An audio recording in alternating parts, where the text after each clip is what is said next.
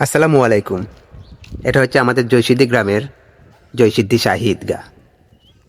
ঈদগাহটি অনেক বছর পর নতুন রঙে নতুন রূপ পেয়েছে। আমাদের জয়সিদ্ধি গ্রামের সকল প্রবাসীদের অর্থায়নে ঈদগাহটি নতুন একটি রূপ পেয়েছে। খুব সুন্দর একটা ভিউ লাগতেছে, অসাধারণ। ধন্যবাদ জানাই আমাদের জয়সিদ্ধি গ্রামের সকল প্রবাসীদের। সে সাথে ধন্যবাদ জানাই যারা ঈদগাহের রং লাগানোর কাজে শ্রম দিয়েছেন। ঈদগাহকে নতুন রঙে রাগিয়ে এবং সৌন্দর্য ও পবিত্রতা বাড়িয়ে দেওয়ার এই মহৎ উদ্যোগটি অবশ্যই প্রশংসনীয়। চমৎকার ও পরিষ্কার এই পরিবেশ ঈদের জামাতে আগত মুসল্লিদের মনে দ্বিগুণ আনন্দ ও প্রশান্তি এনে দেবে।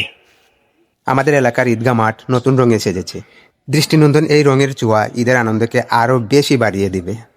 আয়োজক এবং সংশ্লিষ্ট সবাইকে অসংখ্য ধন্যবাদ ও মোবারকবাদ।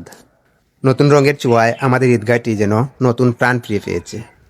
পরিচ্ছন্ন ও সুন্দর এই পরিবেশে ঈদের নামাজ আদায়ের অনুভূতি হবে অসাধারণ।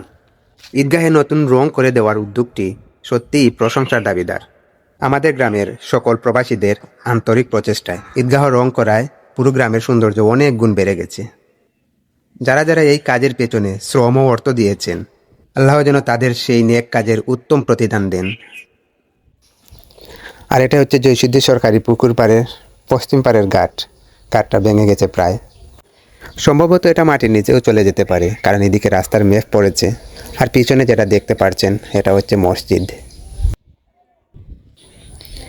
আর এটা হচ্ছে ঈদগাহের দক্ষিণ সাইডে আইলে দেখা যাচ্ছে হাওর।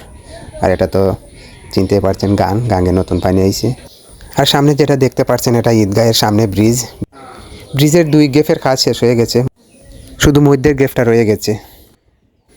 আর পূর্ব দিকে তাকালে অসাধারণ একটা দৃশ্য আসে, নতুন পানি আইছে হাওরে, খুব সুন্দর লাগে।